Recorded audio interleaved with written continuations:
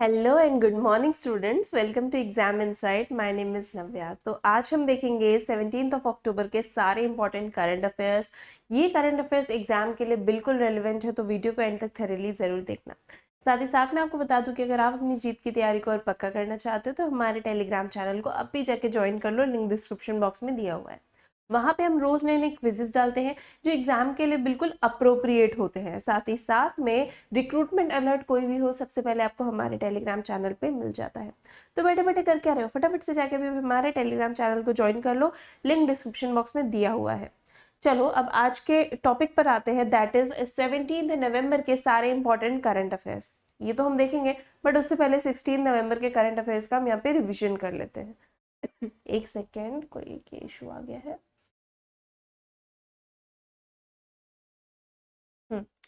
Now it's fine. चलो कल के करंट अफेयर्स का रिवीजन कर लेते हैं। रिसेंटली केरला ने रिसीव किया ग्लोबल रिस्पॉन्सिबल टूरिज्म अवार्ड। ठीक है, recently guided missile destroyer frigate Surat का अनावरण किया गया।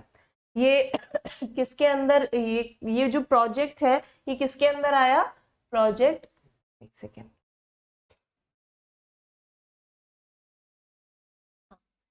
प्रोजेक्ट 15B के अंदर ये वॉरशिप आती है। ठीक है, 15B के अंदर 4 प्रोजेक्ट्स होने थे, जिसका ये 4th एंड लास्ट है।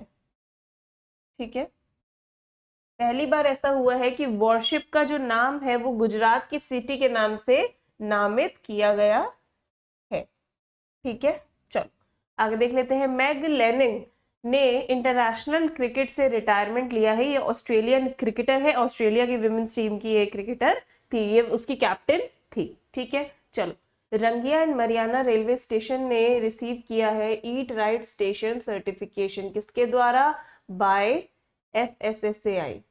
ये सर्टिफिकेशन इन्हें क्यों मिला है? ये सम्मान इन्हें इसलिए मिला है क्योंकि इन्होंने पैसेंजर्स को एक फूड प्रोवाइड करने में एक लेवल सेट किया है। इन्होंने हाई क्वालिटी और न्यूट्रिशियस फूड प्रोवाइड किया है पैसेंजर्स को, जिसके लिए FSSAI की तरफ से इनको ये सर्टिफिकेशन रिसीव हुआ है। Ayurveda for one health campaign को आयुर्वेदा डे के दिन सेलिब्रेट किया गया।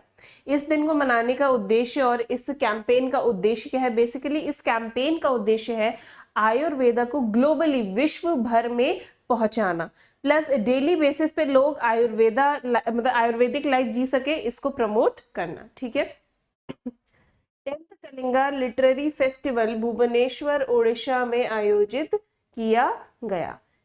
3 जजेस को सुप्रीम कोर्ट के लिए अपॉइंट किया गया, जिसकी वजह से सुप्रीम कोर्ट जो है वो स्मूथली, बहुत ही अच्छे से, फुल स्ट्रेंथ के साथ में काम कर सकेगी। ठीक है, Pankaj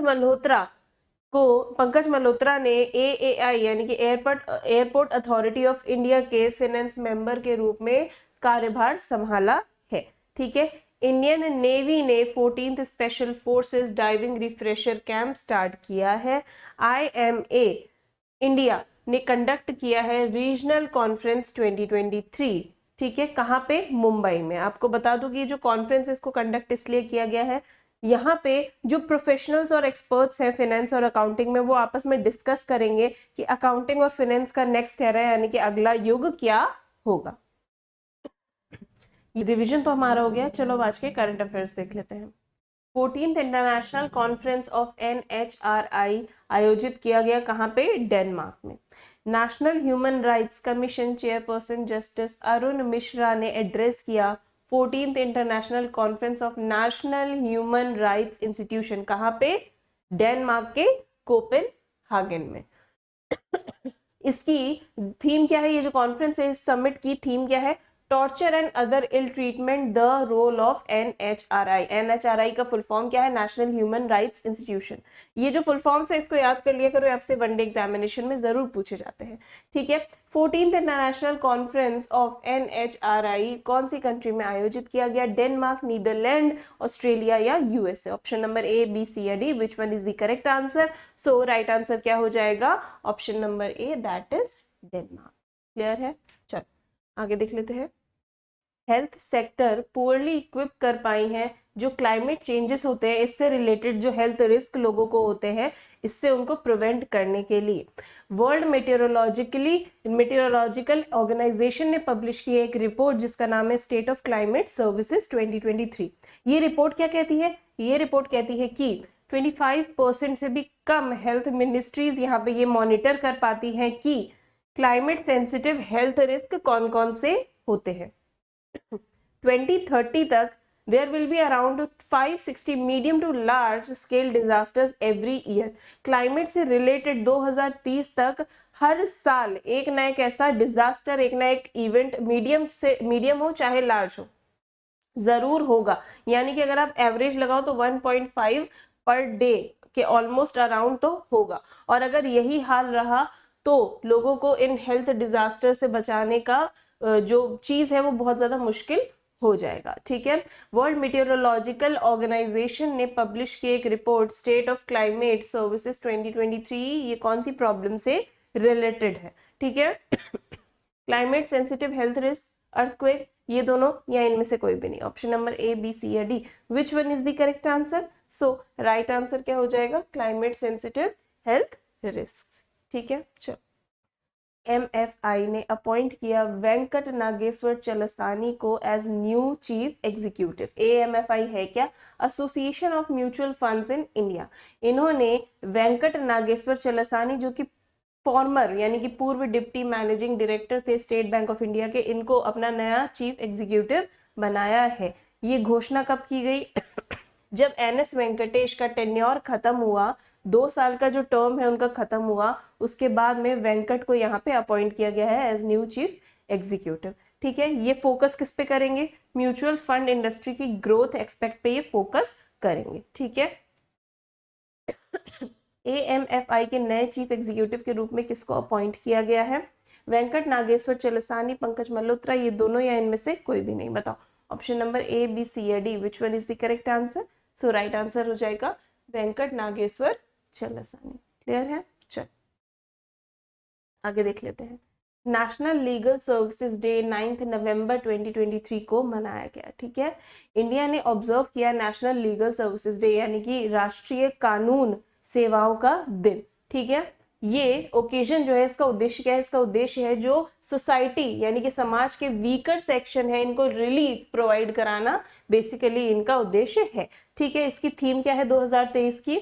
access to justice for all, empowering the marginalised through legal awareness. Clear है? चलो आगे देख लेते हैं।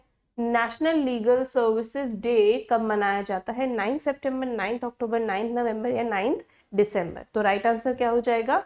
9 नवंबर, यानी कि option number C is the correct answer. Clear है? चल आगे देख लेते हैं। वर्ल्ड यूजिबिलिटी डे 9 नवंबर 2023 को मनाया गया। इसकी थीम क्या थी? इसकी थीम है कोलैबोरेशन एंड कोऑपरेशन। इसका गोल क्या है? इसका गोल है world usability initiative is to connect human computer interaction and the user experience community. Basically जो सॉफ्टवेयर डेवलपर, सॉफ्टवेयर डिजाइनर होते हैं वो इस तरीके से सॉफ्टवेयर को बनाए कि वो यूजर फ्रेंडली हो, इसके लिए अवेयरनेस फैलाने के लिए इस दिन को मनाया जाता है, that is world usability day. इसका स्टैब्लिशमेंट यानी कि स्थापना हुई थी 2005 में, किसके द्वारा? यूजिबिलिटी प्रोफेशनल्स एसोसिएशन के द्वारा। ठीक है, वर्ल्ड यूजिबिलिटी डे कब मनाया जाता है?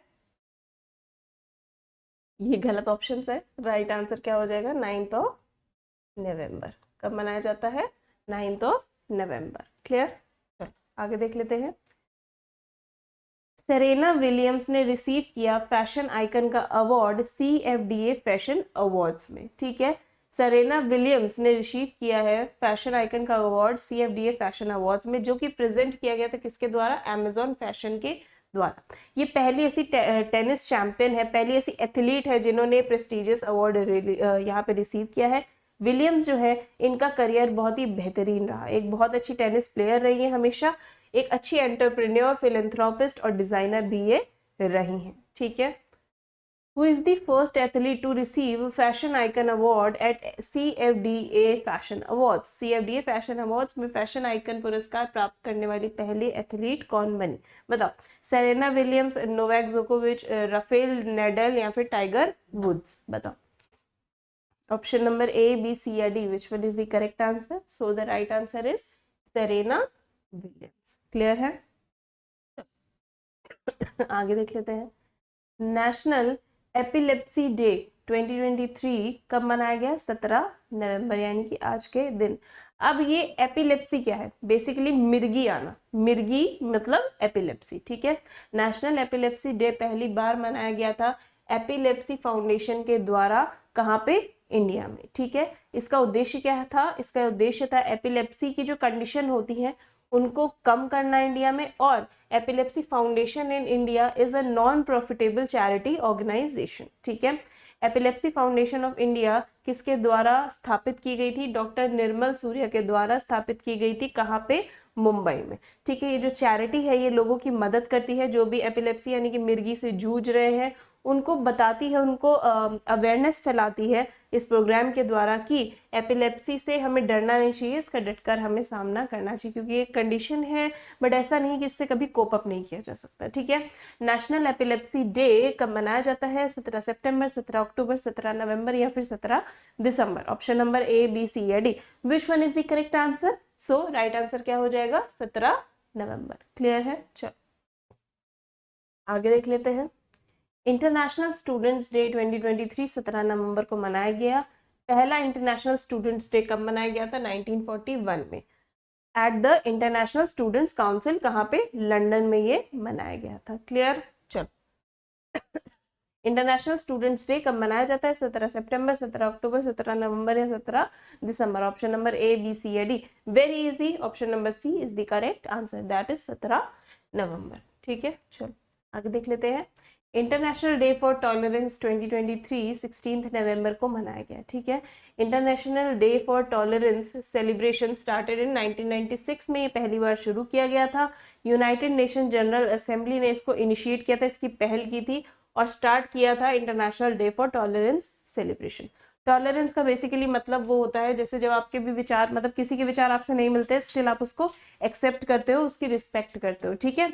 इसके लिए ये मतलब उसका मतलब होता है टॉलरेंस, यानी कि ओपन माइंडेडनेस बेसिकली, ठीक है। तो ये 16 नवंबर को मनाया जाता है, ठीक है। इंटरनेशनल डे फॉर टॉलरेंस कब मनाया जाता है? 16 सितंबर, 16 अक्टूबर, 16 नवंबर या 16 दिसंबर? बताओ option number A, B, C या D, which one is the correct answer? So right answer क्या हो जाएगा? Option number C, that is 16 November. Clear है? ये ये थे हमारे आज के करंट अफेयर्स। चलो अब आपका होमवर्क देख लेते हैं।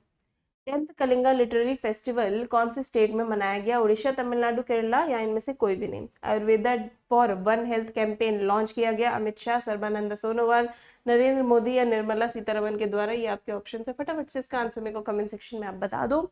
और ये मैं आपको ऑलरेडी पढ़ा चुकी हूँ तो आपको याद तो जरूर होना चाहिए। फटाफट से इसका आंसर कमेंट सेक्शन में बताओ। देखो कॉन्वर्जेशन म्यूचुअल होना चाहिए, अगर मैं कुछ पूछती हूँ तो आंसर दिया कर, ठीक है।